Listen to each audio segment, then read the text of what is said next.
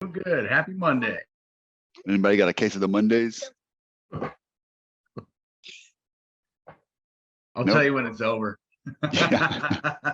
Just getting started, right? I'll tell you, Jack. I'll give you the first golden nugget of the week. When I was in college, which was what, 12, 14 years ago, the common conception was, we got a test, we got an exam coming up. Oh no, the colonel has asked us to take an exam and it's going to be hard and we're going to have to study. Everyone kind of had that victim kind of, mentality about this thing, this pending thing coming up, kind of like a case of the Mondays, like, oh my God, here comes Monday. And this teacher pulled me aside and he said, Sterling, he said, do you know when I was in school, what I thought of an exam was like? I said, no. He said, for me, an exam was a chance to show off. And it's the first time I'd heard someone say that. And it just completely changed my mindset for things like that, where instead of saying, oh no, here comes Monday, it's like, here comes Monday. What are we going to get done this week? What are we going to learn this week? Who are we going to meet this week? Instead of, what do we got to do? And it's going to be a rough day, or the test is going to be hard. And that one thing that guy told me, that's probably the only thing I think I learned in college. Except for maybe don't go to a military school. Those two things. Yeah, attitude makes a big difference, right? Yeah. No matter what you're doing. And how you frame things, how you frame it. Totally. Hey, I wanted to say thanks real fast. Steven sent us a holiday card. Thought that was a nice touch. Kudos to Steven. That's the kind of stuff, little touch like that. Yeah. Not that you're trying to sell us anything, but if you were. No, I'm trying to sell you. I'm trying to sell you something. Something. Yeah, that'd be great. I mean, but that's a good start, right? Even if you're not, it's a good way to kind of, take any relationship a little bit deeper, right? You might talk to 10 people. One of them sends you a gift, not a gift card, but a nice card, and appreciate your relationship we have, and that will make you stand out, right? So that was a good touch. All the way from Germany. I'm glad you got it already. I can't believe you got it this quick. Mail, just killing it. How did everyone do this weekend? We had a couple articles, so it was short, light reading, and then the homework was to try and practice the pain test question, pain funnel. Anybody have a chance to do either read the article or do the pain funnel? Both. Oh no. Well, I did the pain model last, what was it, Thursday night or something like that. But I did read the articles, and I guess if you're a prospect looking for sales, or maybe an entrepreneur, I think what we get from those two articles is that business is good, right? Yep. From a cybersecurity B2B sales perspective, it's a hot market, right? Projected to keep growing. As the kind of right now, there's you see the adoption curve, early adopters on the front end, kind of mainstream, and then kind of the laggers. We're still on the early adoption people that have adequate cybersecurity and taking a dynamic approach to it, few and far between. So there's plenty of meat still left on the bone for everybody else in the world to kind of come. And even then, it's not a static thing, right? Companies are constantly changing, modernizing, attackers are constantly changing. I thought it was a good opportunity to read a little bit about the different verticals, different types of products and services that are out there in the security as a service world, kind of in general. Did anyone learn anything from any of those?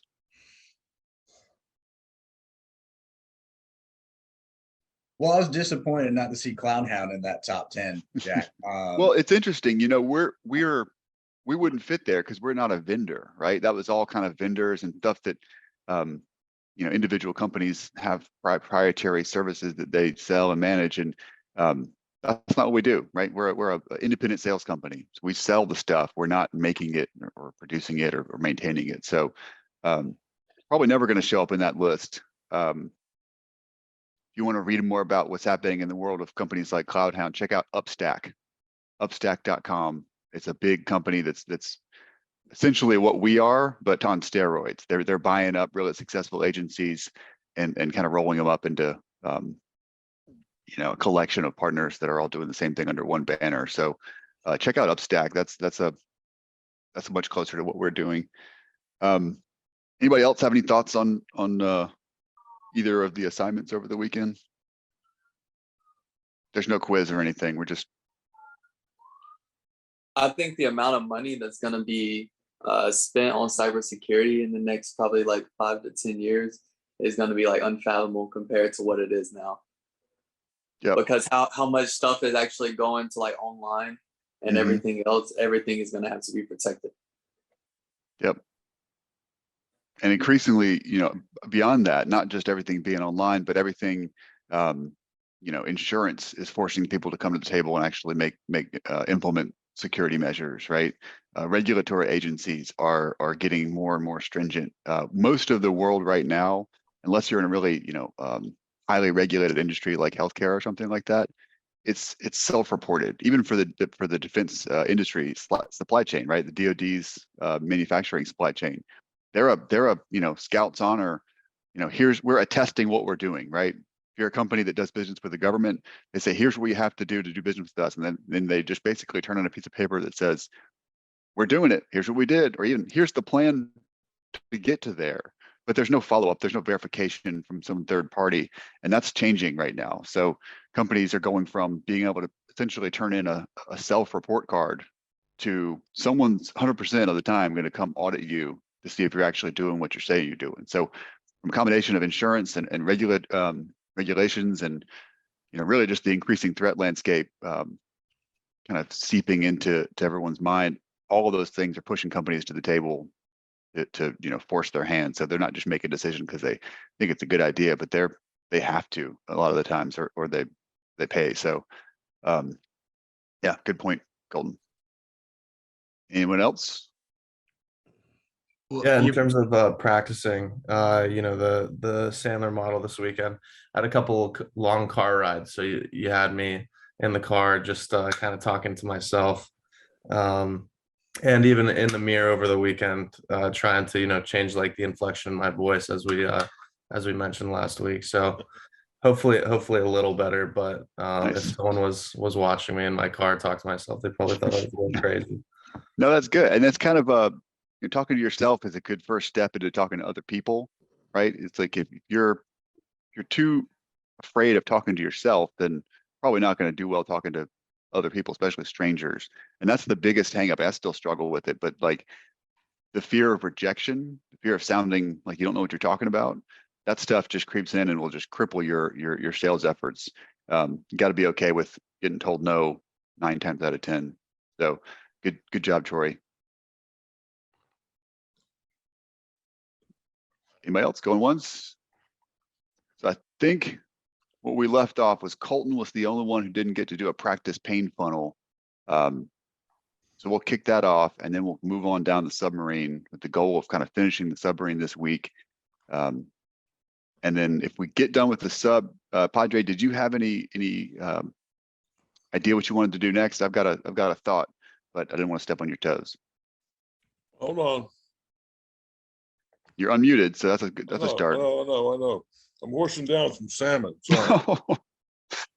Hey, if you guys want a list of things not to do on a sales call, horsing down salmon's probably on the list. I know. No problem. I didn't mean to put you on blast. So once you know all the rules, then you can break them afterwards. That's true. That's right. Fair. There is a sales close called the blue jean close. Does anybody know what the blue jean close is? No. So, you've been wearing your appropriate sales outfit. You've kind of had your appropriate sales discussion for, let's say, a year with this buyer. Just kind of, doing all the right stuff. And at some point, you just kind of throw your hands up. And you just go in there with your blue jeans and your tennis shoes and a t-shirt. And you say, hey, Charlie, real quick, we're going to do this thing, or aren't we? You can just like drop all pretenses of formality and just throw it out there. Like, are you going to give me the job or aren't you? We've been talking about this for a year. So there is a place for, breaking some rules, but this is not it. You should not ever eat the salmon on a call.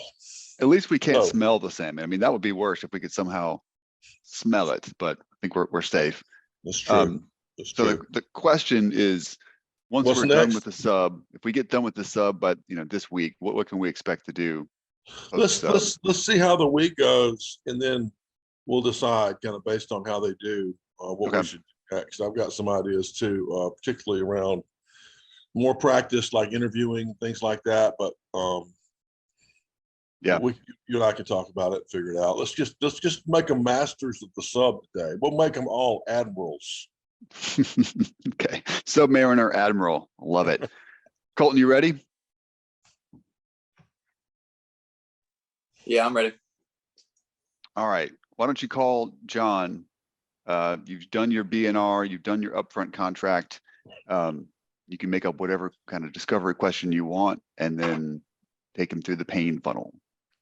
Okay. Hey, John, Colton here. I know last time we spoke, you were telling me about you were having trouble with your CRM. Can you tell me more where you are on that?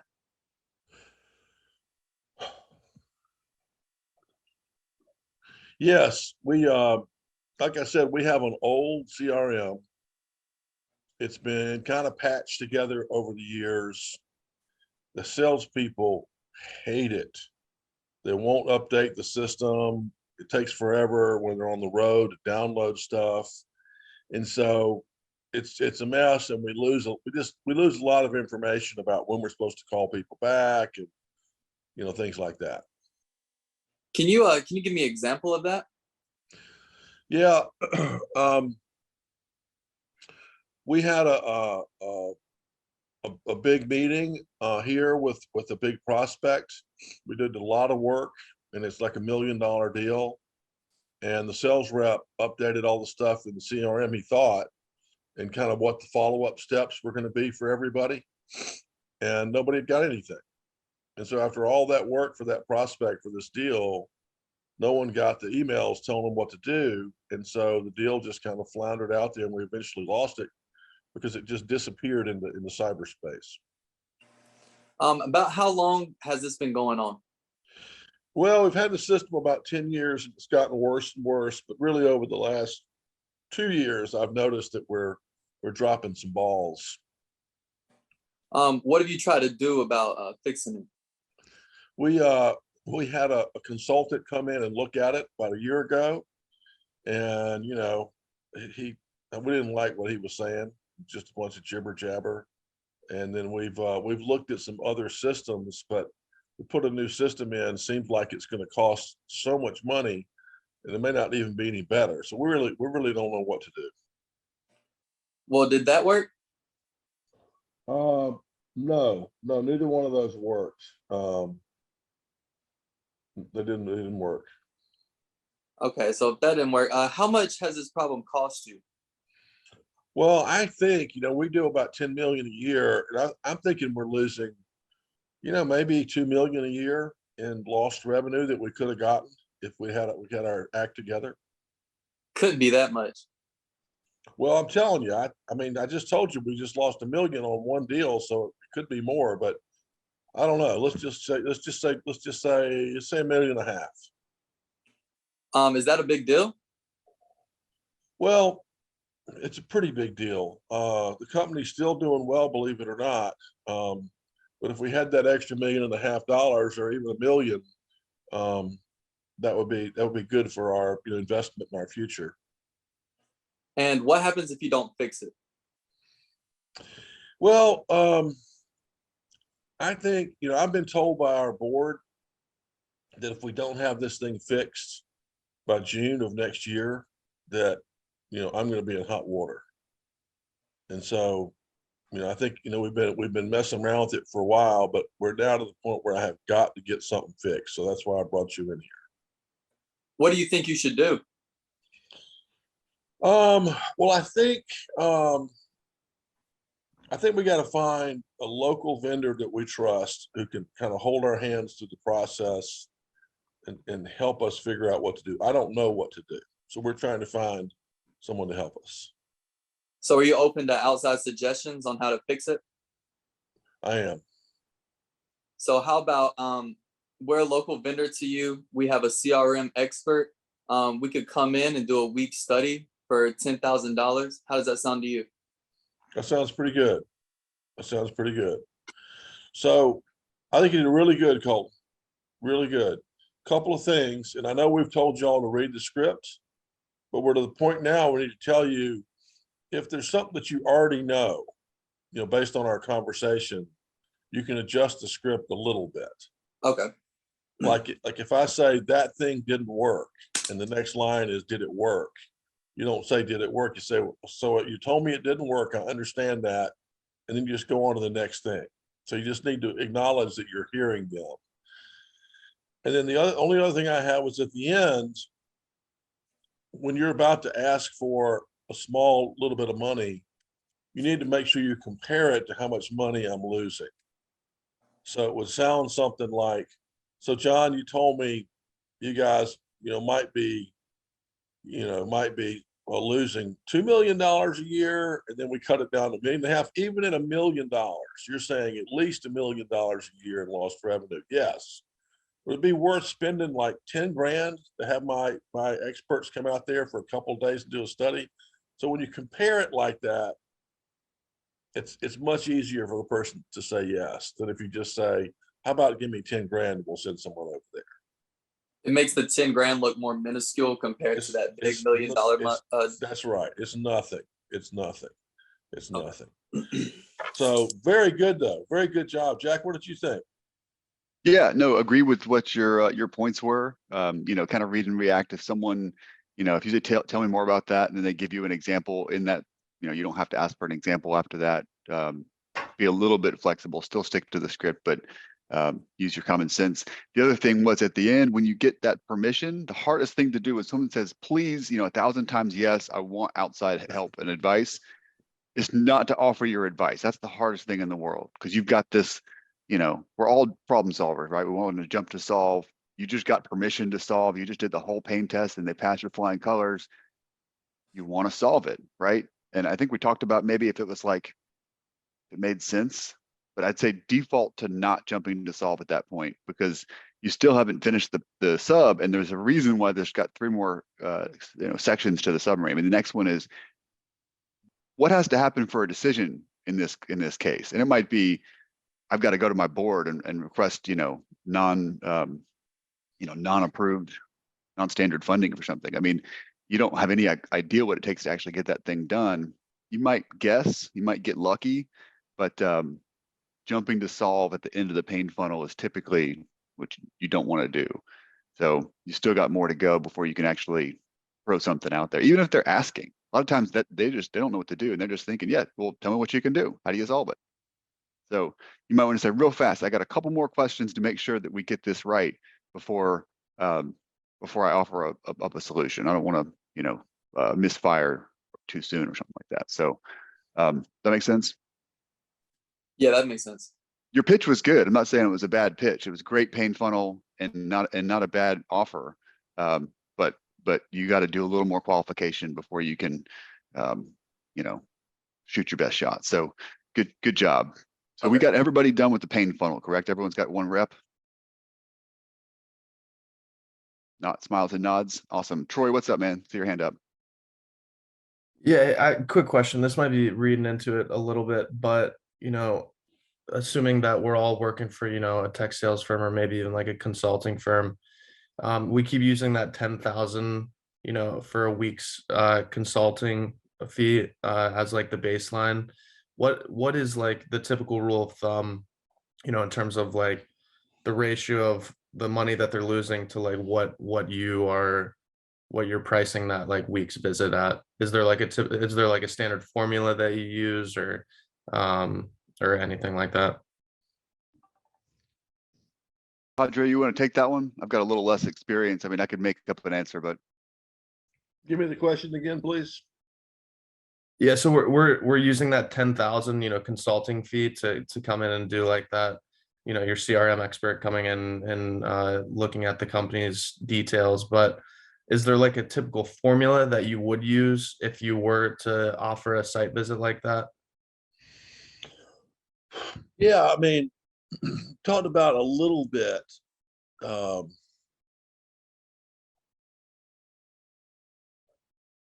I mean, if the person is at $1 million, the $1 million a year in savings, you've got a lot of latitude to work with. So, I mean, one answer is whatever it is that you think can really, really help them. Okay. I mean, that's one answer, because I've seen it before where a really, really good professional salesperson goes to a client and says, hey, listen, from what you're telling me, you guys have 14 plants. You never got the software installed correctly.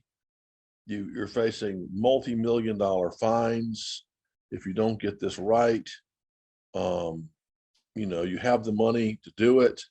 Because if you really want me to tell you how to fix all 14 sites, that's going to be $30,000 a site.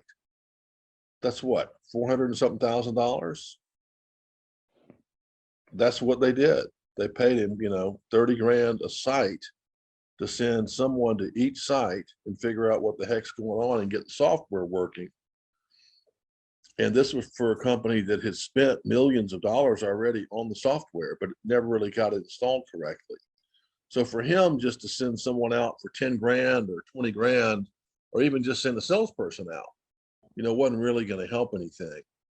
So one answer is, what is it your company needs to do? Like for me, when I go out, if someone says,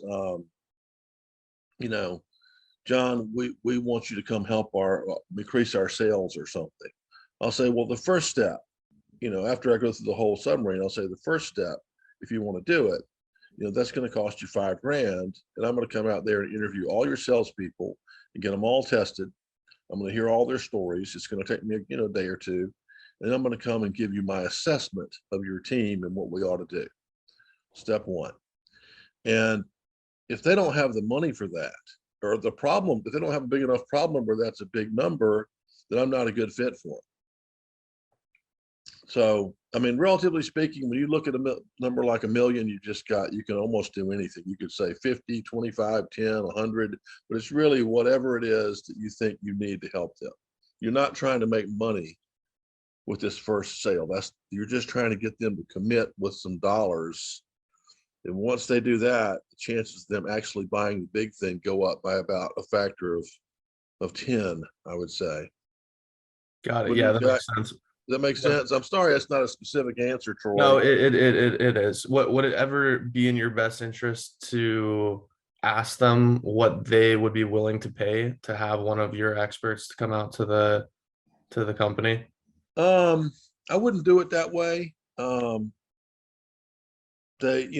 That kind of leaves them open to say the old-fashioned answer, which is, listen, I'm the customer here. Why don't you send your salespeople out to take a look for no charge? And I might give you some business. I mean, that's kind of the old-fashioned way to do things. And we would say, oh, thank you. What time can we come out there, and beg you for some business? And that's not the way we want it to work. We want to have equal business stature. We have discovered a big problem you have. It's costing you money. It's costing you reputation. It might be costing you your job, right? I just told you I might be losing my job because of this. I'm saying, well, great. Is it okay we spend a little bit of money or some small percent of that to come out there, do a study, assessment to see how we could help you or if we could help you? And if they don't say yes to that, then I think we probably missed something in the sales call. I mean, if they don't say yes, I mean, even if you don't even give them a number, would you be willing to spend some small percentage of that to come see if we can help you? And if the answer to that is no, then we don't have a good fit. But a good answer from them might be, I would be, but how much is it? And then that's when you can lay it on them that, and a good word to use in a sales call is normal. Okay. Normal is a great word. It makes everyone feel comfortable. You can say, well, what we normally do. for a company your size is we send, 2 people out for a week. They're out there for, 5 days each, come back, write up a study, an assessment, tell you what we think, what the situation is and how we can help, fix this CRM system of yours. If it was easy, Troy, to fix it, heck, I'd do it right now. I just start hacking away. But these things are difficult and it touches 800 people and, that's how I would handle it. So you would say instead of, so you'd be like, so you told me you're losing $2 million a year. Normally for a company, that's when you would start that normally line, right? You'd be like, for a company your size, you send 2 people out there for a week. We have them take a look at it. Yeah. Yeah. And would you be willing to spend, a small percentage of that $1 million or that $2 million to see if we can fix it? And they're going to say, yeah, how much is it? I'm going to say 20 grand plus travel. And they'll say done. I would say done. If it was my business. Done. And then once you're in there, it's a serious thing. Once you're in there, you really, that's where the hard part is. You have to actually figure out how to fix the darn thing. But they'll pay a lot more attention to you if they're paying you. How common is that, I guess, in your experience of these amounts of money being exchanged for these services? Because I was looking at the business, like businesses around the region. Obviously, because we're looking to get a job now, and I was seeing that the biggest things or the biggest contracts have been to contractors, from what I've noticed, but I could be wrong. Contractors, what do you mean? Like as in military contractors, like there's big money there, like in the millions and billions of dollars. Well, I think that's exactly how they work. I think that they have their relationships with the government people, and they say you want a F-58 Hornet that does this and that. How about you pay us, $18 million and we'll design the darn thing for you, just like you want it. And, with steps along the way. And then if you accept it, then you're going to order, $1 billion worth. But I can assure you, Northrop Grumman and people like that are not out there just doing all this work for nothing. They're getting paid every step of the way. I'm sorry, I kind of added those two different topics. So how common was it for you, and then how common would it be for like the contracting things? Okay, well, it's real common for the contractors. I think I don't think they do anything on spec, and that's just my guess. Y'all probably know better than I do, or at least not much.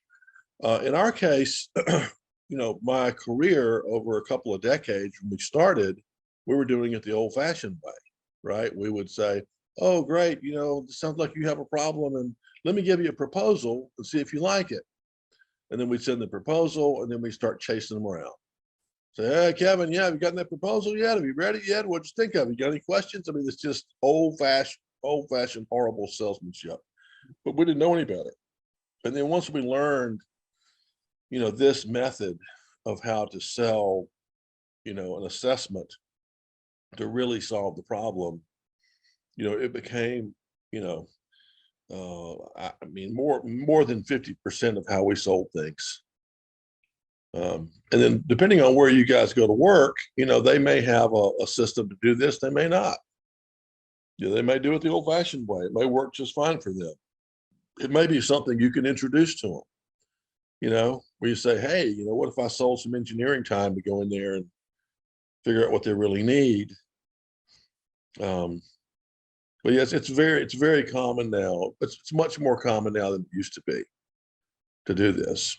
Padre, do you think this would be a good question for a potential employer? Say, what's our latitude for getting, for a monkey's paw? Say, we're going to sell $10,000-$20,000 worth of consulting work. Yeah. Or do you guys do something like that? How would you phrase that kind of question? Say you're an interview. Yeah, I think if you have your questions during the interview, particularly when you're talking to the head of sales or VP of sales, whatever, is to make that one of the sales process questions. You'd say, "Well, I'm curious. I'd love to know about your sales process. How does it work? How many leads do you get? What's the You know, what's the close factor on the leads? How many, how many do we close per 100? And then when you're in your sales process, are people doing any, selling anything small up front, like a study or assessment before they go further? And one other thing, Kevin, we did, and we did it accidentally before we knew what the heck we were doing, but we had a couple of different products in the same field. So let's just say it was CRM. We had a starter product that was like $500 and one that was like $5,000 and one that was 50 grand and, all the way up. And so our salespeople, our brand new salespeople would just call everybody and just try to sell them a little tiny product because it was easy to sell and easy to buy. But once we had that product in there, our more experienced people would call them and start to uncover more needs and sell them more stuff. And we had our greatest example is Miami-Dade County, one of the biggest counties in the country. They bought like a $10,000 package for their fire department for one firehouse. And within 10 years, that became like a $30 million countywide deal, so we just kind of went to all the other divisions of the county and sold them. So, finding some way to get in the door, whether it's a small product or an engineering study or something, there's a huge difference in your life as a salesperson when you become a vendor versus a salesperson. Once you're a vendor, you're in the system, you're trusted, you can sell them other stuff. So sell them something. They call that land and expand. If you can just get in the door with something, then you can just keep coming back. We had this recently with I've used this story a couple of times, but there's a auto parts manufacturer out of Germany. They have a North American subsidiary. They wanted security training. Before we got to even propose that, they changed their story and said, hey, we've got a suspicious laptop that's doing something funky. We want you to investigate the laptop. Okay. It took us 6 months to get that $5,000 proposal approved from all the people across both sides of the ocean, and finally get, paid. They did the laptop study, but now that vendor that we brought to the table is in their system, they had to get, approved and vetted and, all this stuff. But now that they're in the system of approved vendors, they can just keep coming back to us for anything that vendor sells. They're already in the door. Now we just have to figure out how to keep them expanding. And so that's already happening. They've already placed an order for something else since that. So land and expand. And Troy, just to circle back to what your original question was, this is definitely something that unless you're self-employed, you're not going to have to think as much about. If you go to an employer and you can kind of learn their best practices, again, you can bring up ideas like, hey, if you aren't doing this, maybe we try this. They're going to give you kind of the left and right limits about what you can and can't sell, right? So, hey, we've got here's our entry level thing, the $5,000 option that everybody can sell. Then you know what you can sell there versus you having to make it up on the fly. So here we're kind of just making things up, spitballing. But once you actually have a sales job, your sales manager will most likely tell you what you can and can't sell, right? Always ask. Yeah, the reason why I was bringing that up too, because I totally lost my drift there, was I feel like it'd be kind of hard to get those big values in like trying to sell companies that big, because I feel like they would, like, there's only so many companies you can call that have that big, like, I guess income. You're talking about like the big, the Fortune like 100 companies that are all household names. Right. Yeah. Like I don't see big, like many companies making like, or having a $2 million loss on their thing, on their, their product.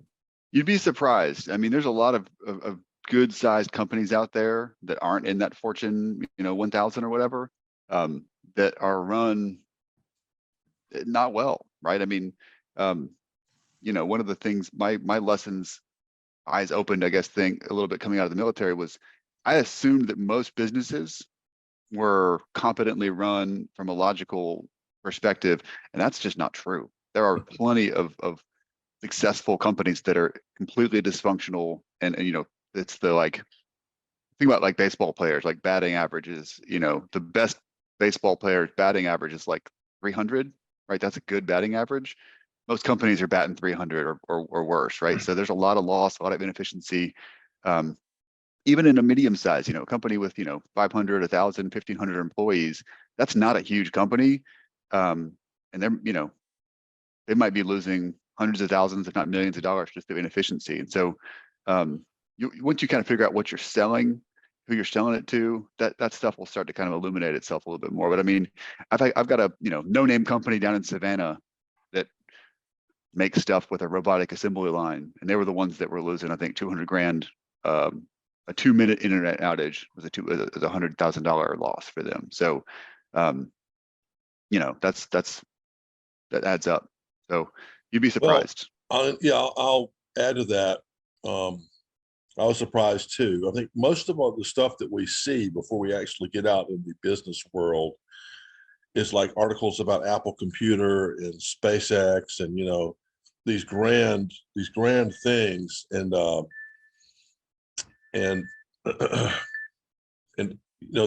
majority of the companies out there are these little private companies that are doing 5 or 10 or 15 or 20 million. There's just zillions of them. And you go out to the golf course or the country club on a Tuesday afternoon, and you see these guys you've never seen before out there playing golf. Like, what does he do? Well, he's got a little company that makes glue. What does he do? He makes fireplace pokers. I mean, it's just unbelievable. And if you got a company doing 8 million and you're spending 6 million and you're wasting $1 million, it's not a big deal. I mean, you'd like to have the extra $1 million, but you already got the 2 million.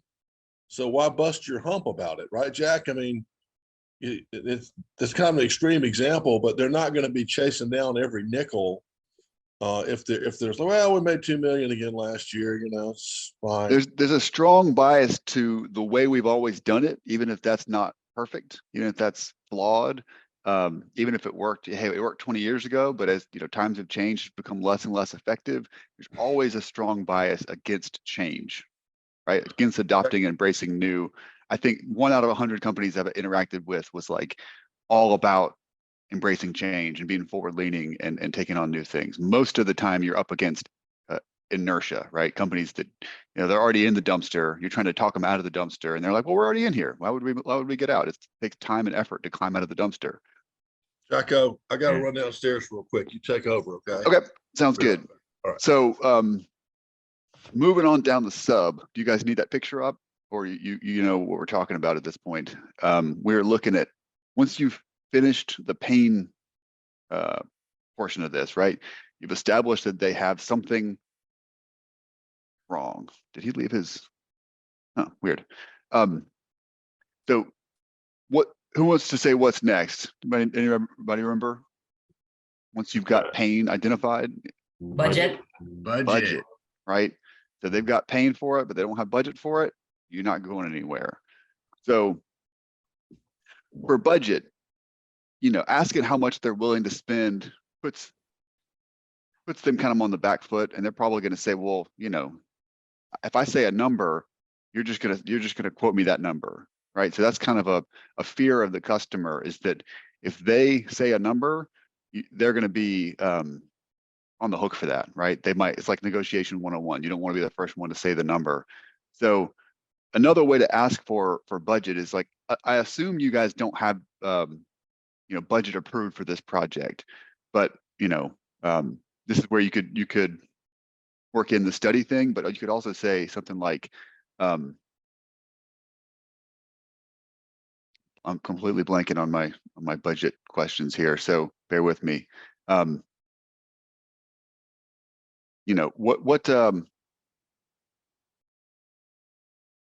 I don't know. I'm completely brain farting right now, guys. I apologize. Fine, we're all staring at you. Okay, don't worry about it. It's not uncomfortable at all. No pressure. So once you've got your pain identified, you're going to go ahead and start, asking them questions about budget. And guys, I'm just completely shitting the bed here. This is not where we talk about our different sizes of our product, right? We're still in the question phase. Yeah, you don't want to start, telling them stuff about the product and how good it is or how much it costs. On the same token, you don't want to be the one to tell them how much it's going to cost either, right? So we're still kind of in that dance of, is this budgeted? And that's a question you can ask. Hey, do you have budget for this? You could say, you assume, but do you have budget for something like this? And they might, right? If it's an internet circuit, then it's approved, right? They've got spend approved for internet, right? We're just changing vendors. So that's kind of the first consideration is this something that you already have budget approved for, or is this like a new project that you're going to have to get special approval for? So if it's already approved, that makes your life a little bit easier, because then you can say, well, how much do you have budgeted for this? And they're going to say, hey, we're spending X amount today, or I'm approved for, like I work with an IT guy and he's got discretionary approval for anything under 10 grand, right? If it's a new purchase, not budgeted, and it's over 10 grand, he's got to go up to the board and get approval. If it's a new purchase and it's under 10 grand, he can make that discretionary, right? He's got some discretionary budget approval. So that's the first thing you kind of want to figure out, is this something that you have budgeted already, or are you gonna have to seek approval for this? And I know Dad's gonna have a better approach to that than I do. So let's just assume the budget's not approved, right? They're going to have to, seek approval. At that point, that's all you need to know, right? You don't need to know how much or anything. So that you really don't even need to ask about the number here. How much are you approved for? But if it's, learning whether or not it's something they're going to have to get approval for or not, really sets us up for the next part of the submarine, which is the decision, right? So if they're going to need approval from somebody else, then you can ask them about, okay, well, tell me about what does it normally look like for your business to make a decision on something like this? Who else needs to be involved? If they say, hey, I'm the sole decision maker, right? I'm the decision maker at this company, whether they're the owner or the president or CEO, or they're just the VP that has authority to do that. That's good to know. It's also good to know if they say, hey, I have to go, the board meets every quarter and I have to go put this before the board to get approved before we spend this money. That's also good to know, right? Setting expectations that it's going to take a couple weeks or months to the next board meeting. So the budget, I mean, I'm kind of fumbling this here with the budget thing. Does anybody have any questions? I mean, what other than trying to figure out if it's approved already or not? I don't really, and I go into this conversation, I don't think they're going to tell me a number. That's not what I'm looking for. I'm really trying to figure out if they have approval for this type of spend already. If they do, great. That's going to make things a little bit easier. If they don't, what does it take to get budget approved for something like this? Right. So it's kind of, I'm not really even trying to put a number on it at this point, because that you get into the numbers, it's kind of classic negotiation 101. They don't want to say a number. You don't want to say a number. It puts you guys at kind of the normal salesperson buyer odds. And so, Kevin, what's up, dude? Right. So I'm seeing how this is laid out here. So our last section was, you would be talking about how much they're actively like losing effectively.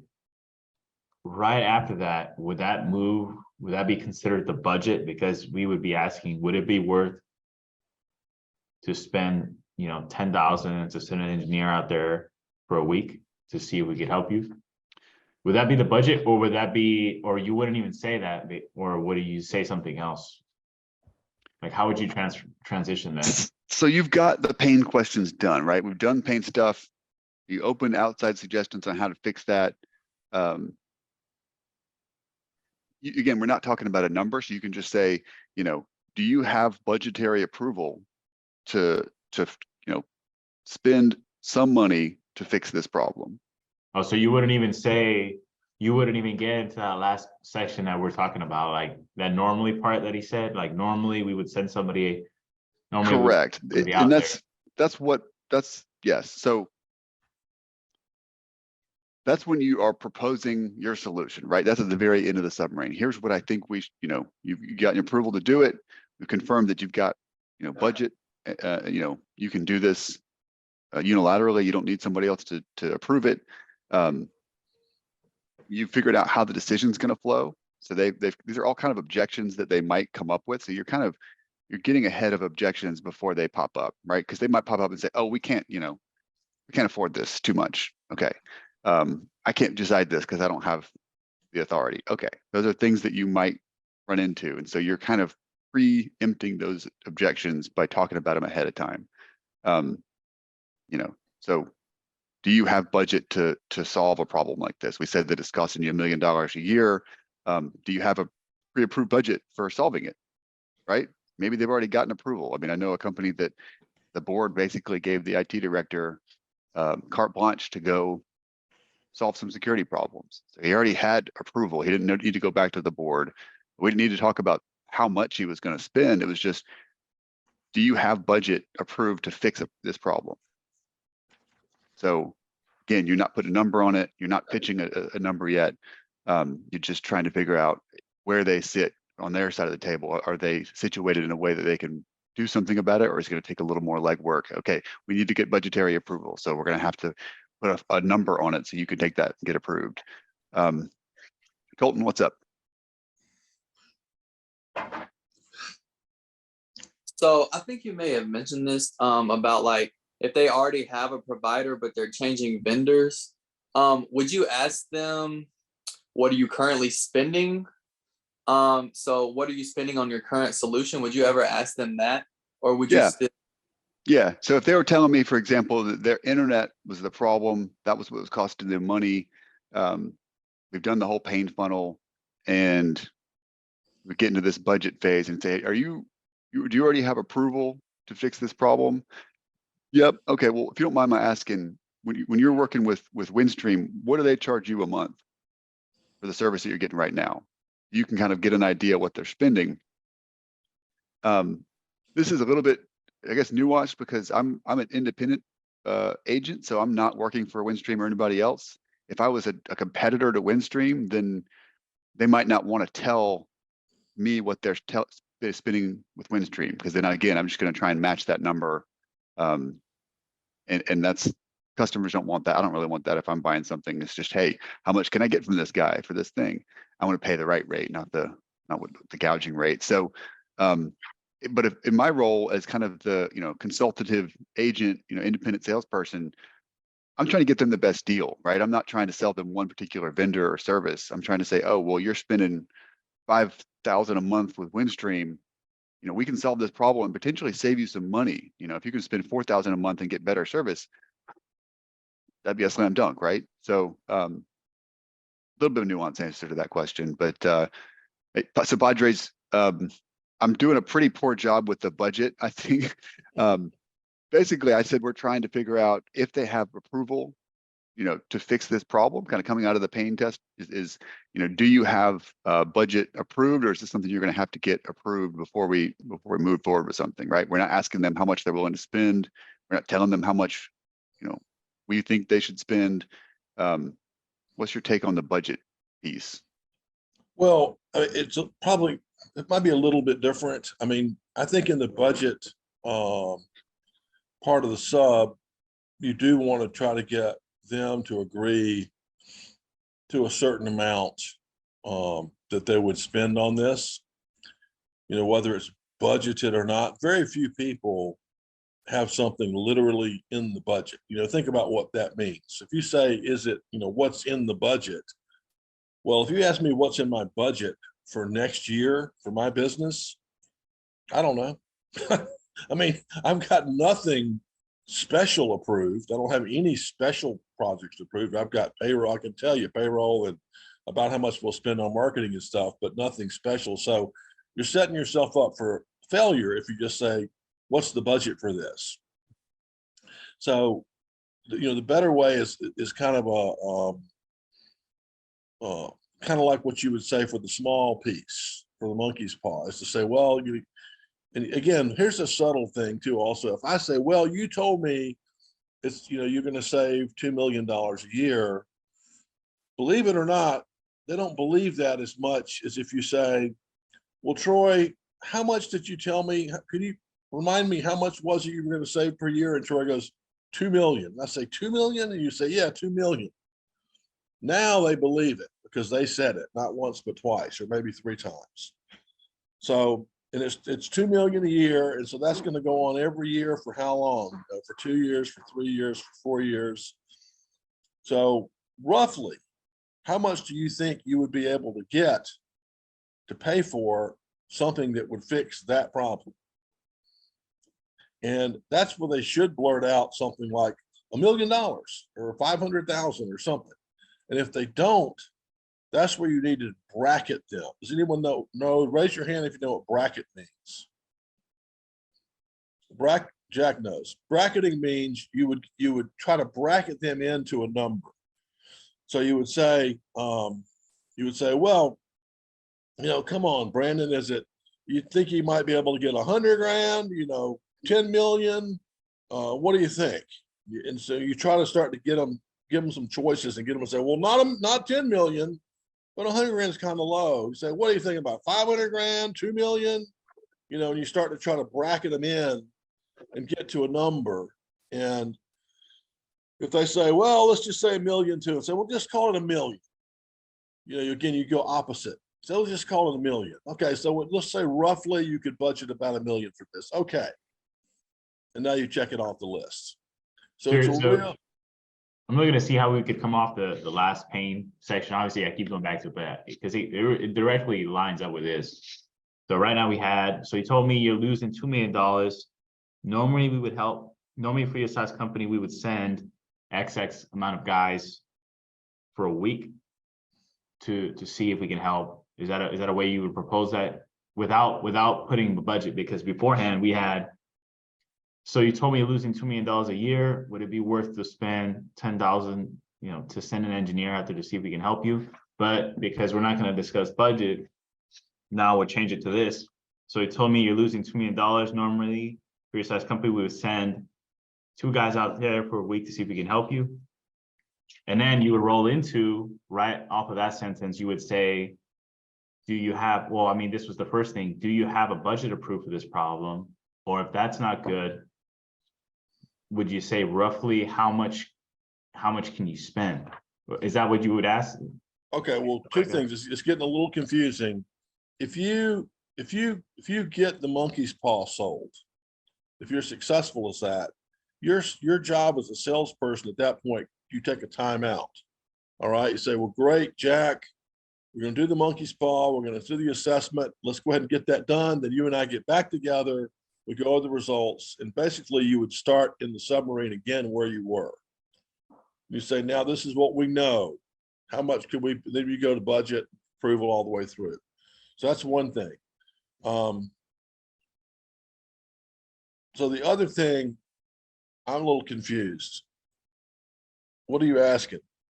This is how would we say it? Because initially this was what we said was good. I'm gonna read this out, just how it is. So you told me you're losing $2 million a year. Would it be worth to spend $10,000 to send an engineer out there to see if we can help you? That was our initial thing, right? Right. But since we're going on to budget, how would we go on to budget if we already just told them that we're gonna send for 10,000? Okay, so again, so just understand there's 2 paths we can take. If they take the monkey's paw away, then we're not going to go on to budget because the call is over. You have won the sale. We're going to do an assessment. They're going to pay us money, and then we're going to start back where we were.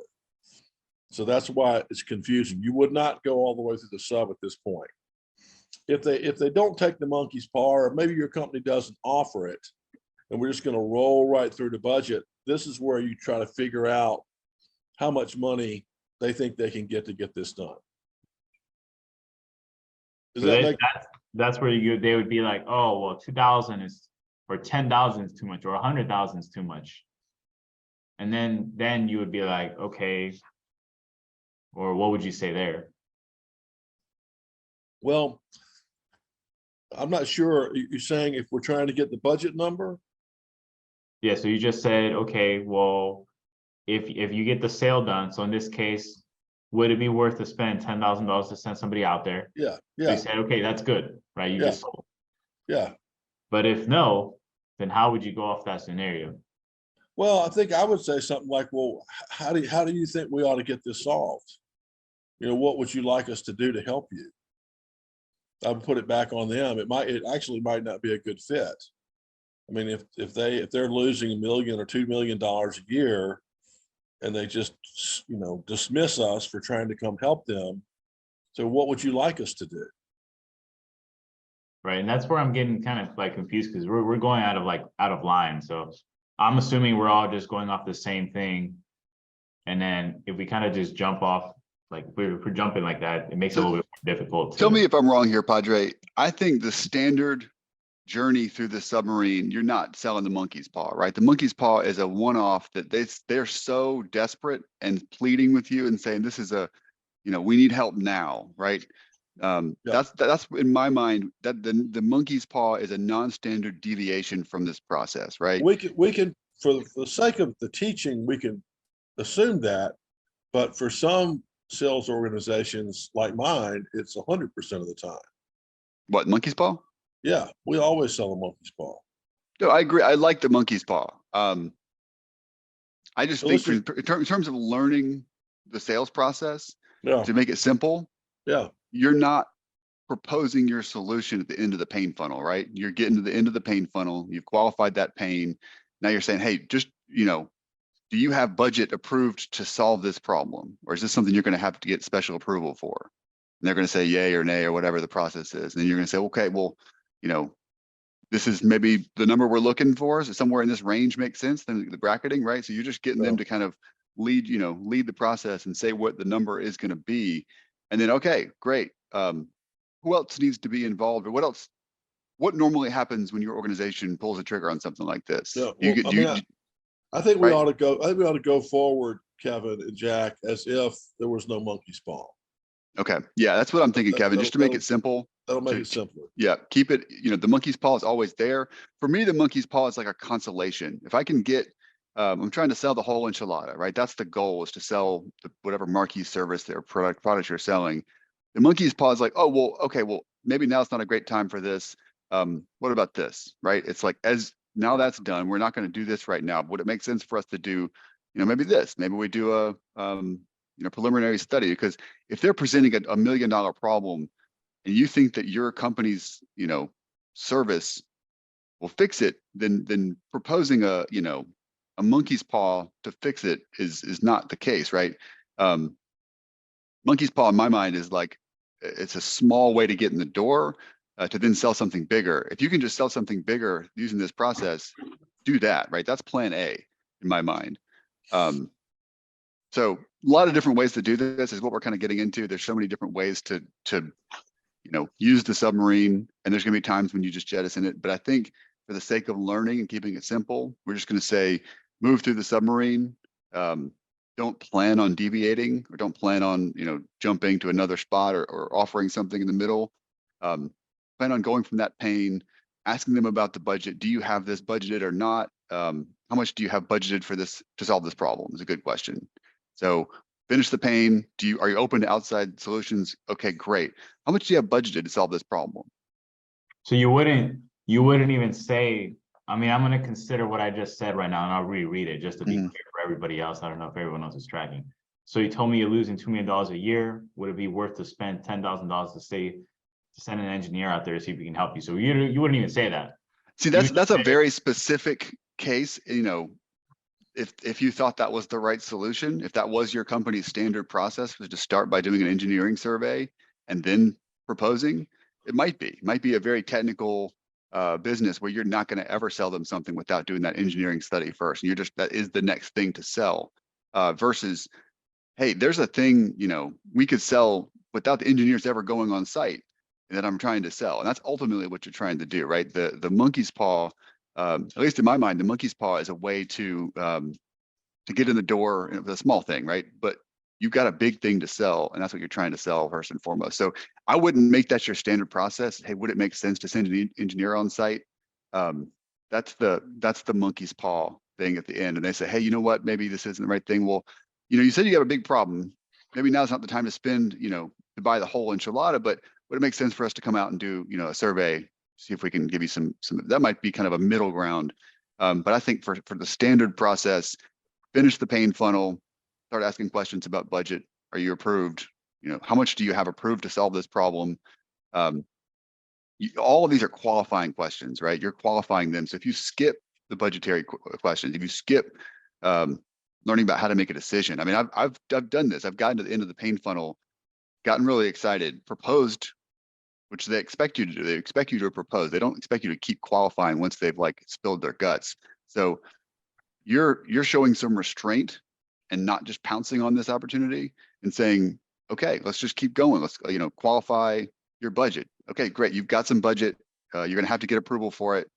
You're thinking this range, $10,000 to $30,000, somewhere in that range is what you're willing to spend. Understand you're going to need to get approval from the board. And is there anybody else besides the board and yourself that needs to be involved in the process of making this decision? And you say, yeah, the CEO or whoever. Right. So that's. It might just be putting you on a spot, but may you give us like a written one as well, like a standard pain thing, because for me this leads into the budget, and I feel like, I mean, personally, like if I don't have because in my head right now all I can think is, so we're evaluating the pain, right? So it's like, hey, like conversation, hey, this is costing us $15,000 or $20,000. How would I go from there? And you don't have to tell me right now, like if it, maybe get a written one so that makes sense, I guess, later. That'd be fine. We'll jump them up Awesome. for you. Hey, Brenna. Well, thank you guys very much. Yep. Thank y'all. Yeah. Brenna, I'm gonna send you what Kevin just requested here today. Okay. Cool. Sounds good. All right. Thank y'all. Yep.